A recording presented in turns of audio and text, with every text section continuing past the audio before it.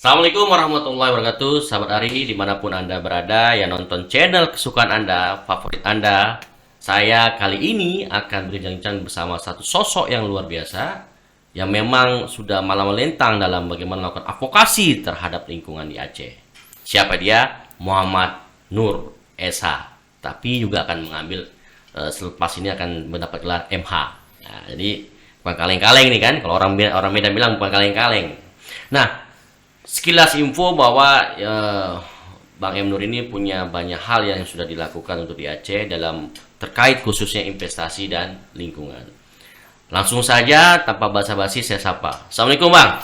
Waalaikumsalam warahmatullahi wabarakatuh. Luar biasa dengan wajah yang senyum yang manis Abang ini kan luar biasa membuat dunia menjadi berwarna ya. Siap. Bang, makasih udah datang di studio Jalan Hari. Ini saya coba mengulitin Abang lah terkait dengan dunia investasi dan lingkungan di Aceh secara keterbaruan seperti apa kondisinya? Apakah semakin buruk, semakin baik, atau ada penataan yang sudah dilakukan oleh pemerintah untuk meredam dampak negatif lingkungan dan bisa memajukan investasi di Aceh? Karena nanti lingkungan, investasi, politik ini kan satu kesatuan. Ya, sebenarnya kita berbicara dalam konteks publik lah ya, karena bukan wakili pemerintah sebenarnya ya, dalam konteks publik. Dalam amatan yang saya lakukan sebetulnya tidak terlalu banyak perubahan lah kalau misalkan kita isi dalam waktu 2 tahun terakhir ini atau 5 tahun terakhir ini. Tidak banyak yang berubah sebenarnya, karena dari segi sumber daya alam kita tahu bahwa soal investasi di Aceh ini 2 tahun atau 5 tahun terakhir itu tidak ada pergerakan apapun. Jadi kalau misalkan terlibat perusahaan juga tidak ada yang terbaru sebenarnya ya. Masih soal investasi lama. Kalau misalkan bicara sektor, Kalau yang dilakukan oleh perusahaan-perusahaan ilegal atau tindakan-tindakan masyarakat dalam menambang sendiri tanpa ya upaya-upaya ilegal lah yang dilakukan oleh masyarakat setempat. sebenarnya kita review satu persatu ya. Dari segi investasi misalkan sawit itu sejak zaman dulu sampai sekarang masih segitu-segitu aja, tidak juga ada penambahan dari 5 tahun terakhir ini sebenarnya. Itu satu. Yang kedua, dari segi sektor tambang juga tidak ada yang bertambah, tidak juga ada yang berkurang, hanya soal ada beberapa dicabut secara resmi, dicabut karena memang ada beberapa alasan teknis. Soal tambang ilegal dari dulu sampai sekarang juga nggak berubah kelakuannya. Jadi dari tahun 2009 sampai tahun 2023 menambang ilegal ini kan masih berjalan, dan itu bukan investasi, itu musibah namanya. Jadi ada semacam indikator bagaimana itu investasi, apa itu investasi. Saya kira ada indikator dan model-model investasi. Tapi dari segi dampak, sebenarnya dampak juga masih punya lama, kajiannya masih punya lama. Kajian terbaru itu belum ada, karena tidak ada pergerakan investasi yang luar biasa juga di Aceh.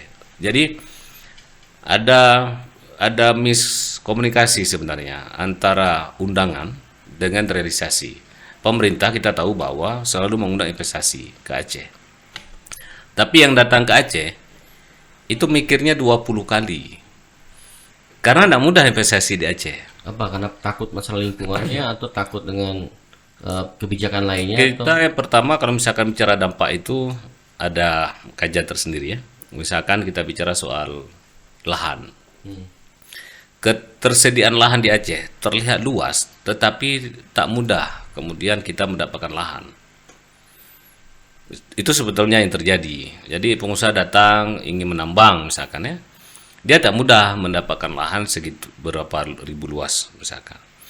Lalu investasi energi juga datang untuk berinvestasi sektor energi, juga tidak mudah untuk mendapatkan lahan. Sebenarnya investasi itu syarat utama adalah dukungan warga.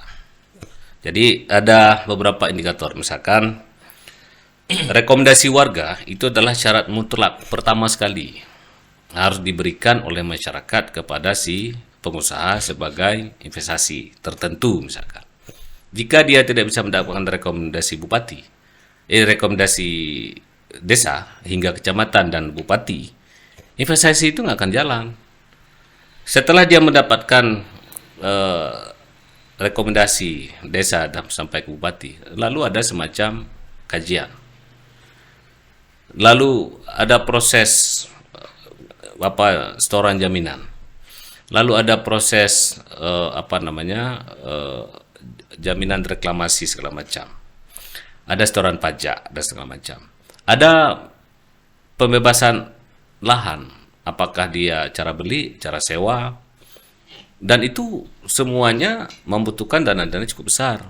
Jadi potensinya ada, rekomendasinya dikasih, tapi belum tentu bisa kerja ketika misalkan suatu investasi itu tidak menyelesaikan soal hak kewajibannya, menyelesaikan soal tanah. Jadi tanah terlihat luas, kepemilikannya itu rame-rame. Jadi kalau misalkan si pengusaha butuh lahan 4.000, 5.000, 200, itu juga tidak mudah untuk kemudian mereka mendapatkan lahan itu. Kendalanya di lahan, kendalanya di izin warga sekarang kondisinya. Itu maka tidak mudah itu. Iya, jadi tidak mudah juga investasi datang hadir kemudian membangun Aceh itu tidak mudah karena dia ada syarat diutamakan oleh undang-undang soal perizinan ini. Anda mesti direkomendasikan oleh desa, oleh kecamatan. Lalu posisi pemerintah itu sebenarnya posisi yang menerima. Apakah dia sudah cukup syarat, maka wajib dia setujui. Tapi kalau misalkan terjadi khilafiyah, perdebatan, penolakan segala macam, maka investasi itu dapat dipastikan batal. Jadi nilai buruknya adalah ketika 1-2 investasi batal di Aceh sesuai dengan apa yang sudah direncanakan, maka menjadi contoh bagi investasi yang lain tidak mudah datang ke Aceh sekalipun pemerintah mengundang mereka. Karena ada pelakuan yang lalu menjadi referensi mereka. Lah iya, jadi ada misalkan investasi sudah menghabiskan sekian miliar untuk sebuah proses izin gitu ya, dari A sampai akhir, tetapi dia tidak bisa produksi. Contoh yang dialami itu kan seperti PT Megalanik. Megalanik juga mengalami hal yang sama. Kemudian ada kalau energi ada Tampur misalkan. Lalu di sektor investasi minyak seperti yang terjadi di Singkil, Arab Saudi dulu misalkan ya. Dia ketika aksesnya sulit, investasi fasilitasnya tidak mudah, tidak sama dengan yang mereka harapkan, maka investasi itu juga bisa batal. Jadi ada standar estimasi mereka ya. Iya, jadi misalkan kita mendatangkan orang kaya yang hidupnya serba dilayani, yang cepat-cepat begitu ya. Tiba-tiba kita bawa investor itu pakai mobil berjam-jam misalkan ya, sampai sakit pinggang itu investor. Dia akan mikir dua kali. Kalau begini kondisi bisa batal. Jadi ada banyak alasan investasi itu tidak seperti yang diharapkan. Nah, tapi kalau lihat faktanya, ini kan ada Linge Mineral Resource, ada EMM yang dibatalkan ya kan. Terus ada beberapa perusahaan-perusahaan tambang yang ada di Aceh Selatan juga yang sedang beroperasi, ada Medco ya, ada yang di Aceh Barat. Nah, sekian banyak perusahaan yang hadir ya. Pernah selaku mantan direktur Walhi itu mencermatin ada nggak pelanggaran lingkungan yang dilakukan oleh mereka, yang itu menjadi satu ancaman serius bagi warga? Sebenarnya ancaman lingkungan itu sejak awal sudah diketahui, sudah terdeteksi sebenarnya ya. Yang namanya tambang emas pasti dampaknya adalah limbah. Kalau dulu ya, kita belum tahu masa depan seperti apa teknologinya. Lalu kita lihat misalkan dampak di energi di Medco itu adalah soal pencemaran udara. Dari segi batu bara di MIFA misalkan di awal-awal mereka mencemari udara juga, begitu banyak debu yang berterbangan yang tidak terkontrol misalkan. Lalu dampak-dampak negatif ini sebenarnya ada kajian dan ada solusi. Bagaimana kemudian mengatasi soal-soal dampak negatif ini. Tapi yang menjadi catatan kita begini, investasi hadir ke suatu wilayah itu tergantung potensinya. Misalkan tadi kayak lingga mineral, kenapa mereka memaksakan diri hadir ke Aceh Tengah misalkan? Karena dari berbagai data dan informasi mereka menganggap bahwa potensi emasnya cukup. Tapi hasilnya waktu mereka akan eksplorasi belum tentu sebanyak itu. Saya yakin dan percaya belum tentu emas semuanya. Belum tentu potensinya itu cukup. Bisa jadi dia batal juga. Kemudian misalkan PT Emas Mineral Murni di Betung Atu Bangkalan Nagan misalkan. Potensinya dianggap emas, lubung emas, ya kan, gunung emas segala macamnya. Tetapi ketika mereka eksplorasi, yang masih ditemukan itu biji besi. Jadi prediksi boleh apapun itu, emas, ini biji besi, ini pasir besi, itu uranium, boleh. Tetapi data dan yang valid itu adalah ketika sudah melakukan eksplorasi, belum produksi. Karena dia tahapan dari eksplorasi menuju produksi itu butuh waktu 4 tahun juga. Jadi satu kegiatan eksplorasi itu butuh waktu 2 tahun. Lalu kapan bicara dampak? Dampak itu belum ada sebenarnya ketika perusahaan itu tidak melakukan operasi produksi. Kalau misalkan masih pengurusan izin, itu namanya masih kajian, masih perencanaan, masih proposal teknis. Dia tidak bisa disimpulkan bahwa sudah terjadi dampak. Belum terjadi dampak. Misalkan MIFA sudah berproduksi bertahun-tahun gitu ya. Dampaknya apa? Tentu perubahan bentang alam. Yang dulunya misalkan semak belukar sekarang sudah rata. Dari segi lahan ya, dari segi udara, mereka terlibat dalam pencemaran udara. Pasti itu adalah dampak negatif yang sudah diprediksi sejak awal. Lalu di Medco juga sudah dihitung sejak awal bahwa kalau ini ngembor minyak gas segala macam, tentu dia akan mengeluarkan yang namanya bau. Tentu itu adalah polusi udara. Sama seperti PIM. PIM juga melakukan pencemaran udara. Jadi kehadiran investasi sebenarnya memberikan kontribusi negatif dan positif. Itu pilihan. Nah, dari banyak penjelasan Bung M. Nur perihal dampak tadi, lantas dari pengalaman menjadi seorang aktivis lingkungan dan menjadi direktur wali, apa yang membuat teman-teman lingkungan itu cenderung sangat peduli intensif terhadap permasalahan dampak, tapi kalau dilihat ya nggak tuntas juga nih dalam advokasinya. Sebenarnya gini, upaya advokasi itu adalah mencegah sedini mungkin dampak-dampak yang ditimbulkan menjadi negatif besar. Jadi misalkan proyek energi, ketika mereka bicara pembuatan bendungan setinggi Monas misalkan, maka diprediksikan akan terjadi namanya banjir bandang. Ya. Pecah bendungan. Nah, seperti tadi di Lingga Mineral Resource itu kan potensi banjir besar sekali. Apalagi pengalaman yang lalu belum pernah dalam sejarah. Lingga Mineral itu prediksinya itu banjir. Prediksi lingga mineral itu adalah misalkan longsor. Kalau misalkan pendekatan pengelolaannya itu salah. Jadi belum ada kesimpulan memang, karena memang belum bekerja. Belum ada pekerjaan, belum ada produksi begitu ya. Sehingga semuanya itu adalah tafsiran menurut keahlian bacaan geologi. Kalau ini dibelah begini potensinya, kalau begini dikeruk, itu masih sebatas kajian sebetulnya.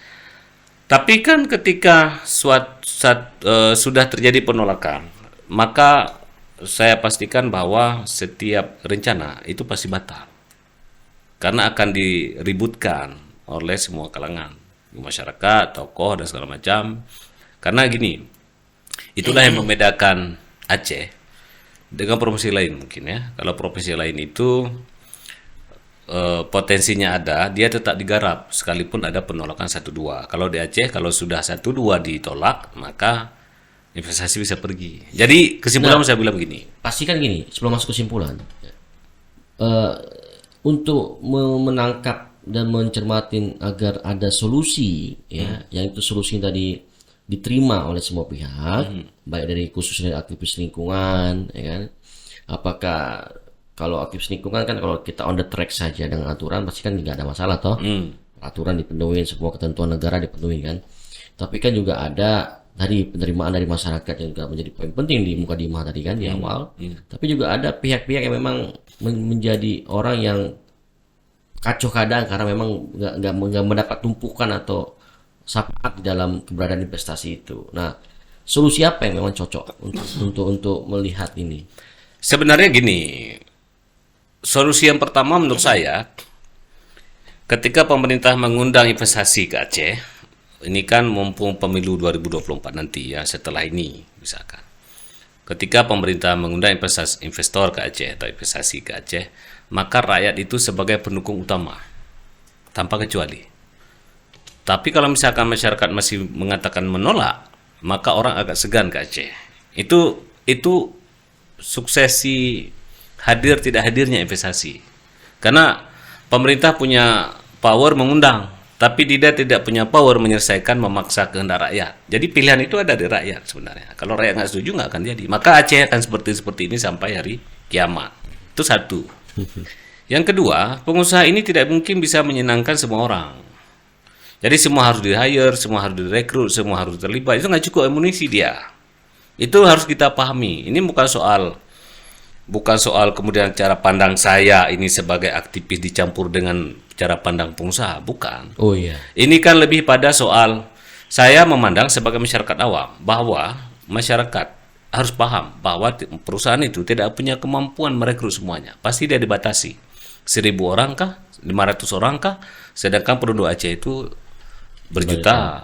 Jadi nggak mungkin semuanya akan dipenuhi. Yang ketiga, misalkan tidak mungkin juga kemudian kita harus menyatakan sepakat 100%. Pro kontra itu pasti terjadi. Itu sunatullahnya gitu ya. Ya, pro kontra dalam investasi itu saya kira tidak mungkin dihindari karena itu sesuatu yang harus diterima. Tapi kemudian seberapa efek dari pro dan kontra tersebut. Kalau misalkan lebih tinggi efek negatif, maka dipastikan investasi juga akan terjadi. Logikanya seperti itu. Jadi ketika kita berbicara sebenarnya bagaimana cara menyelesaikan perkara ini, sederhana saja. Pertama, pengusaha diminta untuk hadir sendiri ke masyarakat, minta sendiri ke masyarakat. Dan kemudian kita misalkan masyarakat berkomitmen, kalaupun dikatakan ditolak sejak awal. Tapi yang kebanyakan terjadi kan di akhir, setelah izin sudah terbit, AMDAL sudah siap, kajian proposal sudah siap, teknis segala macam sudah siap, baru kemudian terjadi penolakan. Kenapa itu bisa terjadi? Input kesalahan itu diberi di akhir, bukan di awal. Itu saja sebenarnya yang menyebabkan perbedaan kenapa Aceh ini nggak akan pernah bisa meningkat. Yang lainnya menurut saya begini, ini sebagai ancaman juga. Kalau misalkan investasi tidak datang ke Aceh, OSUS Aceh akan berakhir, maka potensi konflik itu di depan tinggi. Ketika misalkan para pengangguran meningkat, penduduknya bertambah, investasi tidak ada. Terbuka nggak mata pemerintah melihat hal itu? Pemerintah kan sebenarnya terbuka dia. Ketika dia mengundang investasi, dia sadar bahwa rakyatnya sedang kelaparan.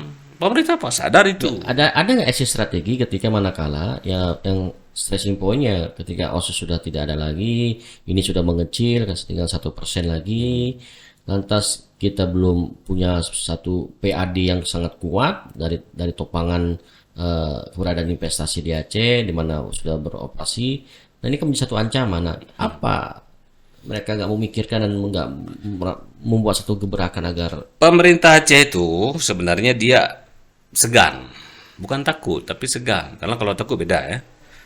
Tapi saya lihat perkembangannya begini, pemerintah itu hadir dalam mengatasi soal ketika berakhirnya OSUS ini. Misalkan sekarang kan terjadi permintaan strategi kepada setiap SKPA, bagaimana SKPA itu memberikan exit strategi pasca OSUS berakhir misalkan. Itu sudah ada rumusan masing-masing. Ada yang usulkan misalkan hutan itu dijadikan kita cari dana karbon. Jadi dana karbon dianggap sebagai solusi misalkan ya. Itu udah mulai itu. Di sektor hutan bicara hutan dihijaukan ulang di Aceh, kemudian kita masuk dalam skema carbon trade, artinya ada dana karbon. Berarti itu sudah dipikirkan. Sudah dipikirkan oleh pemerintah menurut saya. Yang kedua, yang sektor tambang, dia mikir bagaimana cara menambang supaya investasi hidup, ekonomi bergerak dan segala macam. Mikir juga dari sektor tambang.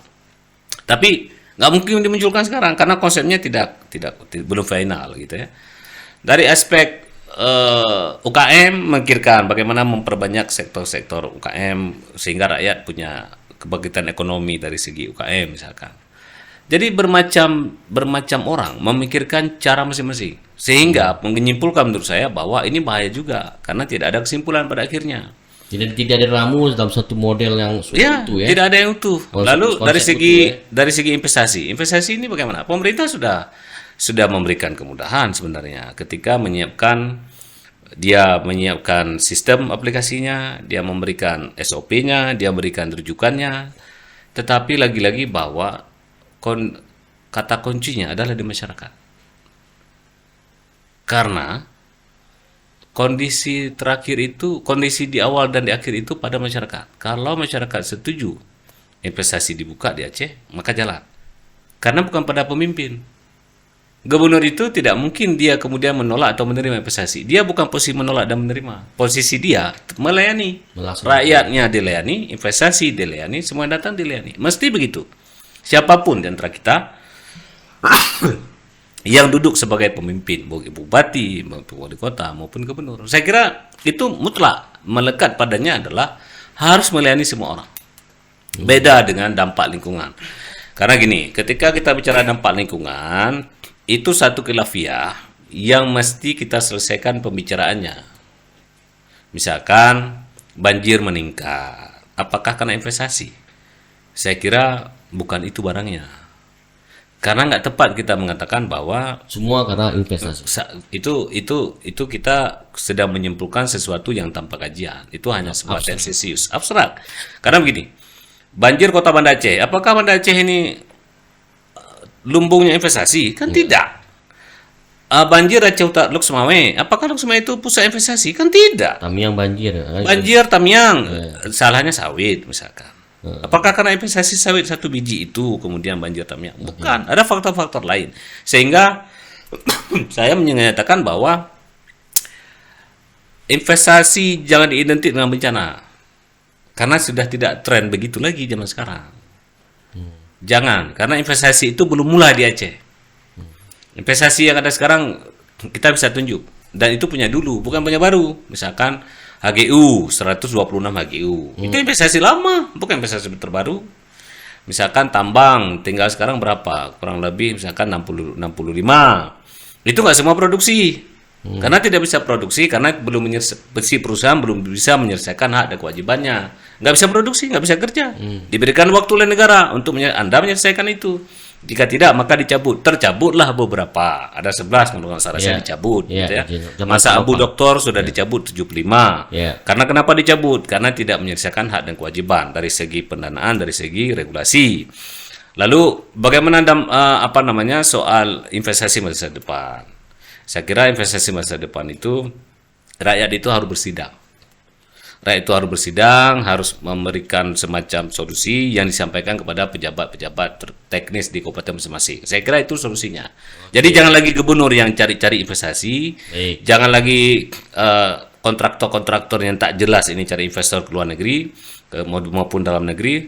Saya kira rakyat sekarang harus memberikan peluang kepada pejabat setempat, apakah itu bupati atau wali kota, untuk disampaikan kepada gubernur investasi apa yang cocok, siapa yang mau berinvestasi. Saya kira mesti begitu, dari bawah aja, jangan dari atas. Kalau dulu kan dianggap dari atas, harus dari atas. Sekarang dari bawah aja, rakyat mengusulkan kepada pemimpinnya, pemimpin membawa kepada gubernur, gubernur baru mencari investasi. Jadi tidak ada perlawanan. Tidak ada perlawanan lagi, sehingga dampak lingkungan itu dibicarakan sejak di bawah. Tidak lagi berdasarkan kajian, karena kalau kajian dibentuk AMDAL nanti dianggap kajiannya abal-abal, nanti dituduh kajiannya tidak partisipatif, kajiannya hanya secara seremonial, padahal polanya mesti dirubah. Walaupun aplikasinya sudah disiapkan oleh dinas perizinan, oleh DLK, oleh dinas SDM dan seterusnya, saya kira peluang-peluang ini mesti dianggap sebagai perubahan dalam mengejar investasi masa depan. Kalau nggak, Aceh ini akan mengalami kesulitan ekonomi berakhir pada keributan. Siap. Closing statement untuk Jalan Ri apa Bang Im Nur? Yang pertama bahwa saya memandang tidak ada perkembangan investasi di Aceh. Karena ada beberapa faktor yang sudah saya jelaskan Iya. tadi. Yang kedua, kerja-kerja pemerintah itu sebenarnya mengenai investasi terbuka. Tetapi kunci suksesnya investasi hadir itu adalah pada masyarakat sendiri. Karena masyarakat bisa mengkaji dampak positif dan negatifnya secara arif dan bijaksana sejak awal perencanaan. Yang ketiga, bahwa sumber daya alam di Aceh itu banyak yang belum terkelola. Jangan dibayangkan Aceh ini udah habis dengan puluhan HGU, puluhan tambang, puluhan rencana proyek energi, seolah-olah Aceh ini sudah kolab, tidak ada lagi lahan. Tetapi lahan di Aceh itu masih cukup banyak, masih cukup besar potensinya, tetapi bagaimana kemudian mengedepankan pengelolaan yang baik, Oke. akses yang baik dan benar tanpa korup. Yang terakhir menurut saya, kami sebagai aktivis lah ya, aktivis memandang bahwa Aceh ini segera harus memberikan solusi konkret pengganti OSUS. Bagaimana pengganti OSUS itu sehingga Aceh tidak krisis yang kemudian dapat menyebabkan pada konflik jangka panjang berkepanjangan disebabkan karena kita tidak lagi punya dana untuk membiayai kebutuhan-kebutuhan daerah. Nah, saya kira poin terakhir itu bahwa Aceh itu tidak boleh lagi bicara investasi. Aceh itu jangan sensitif terhadap investasi. Jadi kalau misalkan udah bicara investasi, itu sesuatu yang haram. Jangan seperti itu. Kita ini harus cara mengubah bahwa investasi itu adalah peluang ekonomi, perbaikan ekonomi. Sehingga yang mendapat juara satu termiskin misalkan berubah menjadi nomor satu terkaya. Saya ingin bilang begini sekarang. Tanpa investasi, suatu daerah itu sulit untuk maju. Maka kita selalu mengandalkan uang Republik Indonesia ini yang terbatas-batas dan negara pun sedang kolab untuk pembiayaan segala macamnya. Saya kira itu harus menjadi poin penting dalam melihat investasi, jangan dinegatif dulu, tetapi diberikan dulu kesempatan bagaimana cara mengurus semua kebutuhan untuk berinvestasi. Baik, tak terasa itu suatu hal yang luar biasa dari kesimpulan yang dipaparkan oleh atau dijelaskan oleh Bang Im Nur. Tentunya saya selaku host tidak akan mengambil satu kesimpulan dan banyak hal yang tentunya bisa diambil dari pemikiran beliau yang bisa menjadi masukan bagi stakeholder ya, dalam mengambil kebijakan. Sampai ketemu lagi bersama saya. Salam Jalan Hari.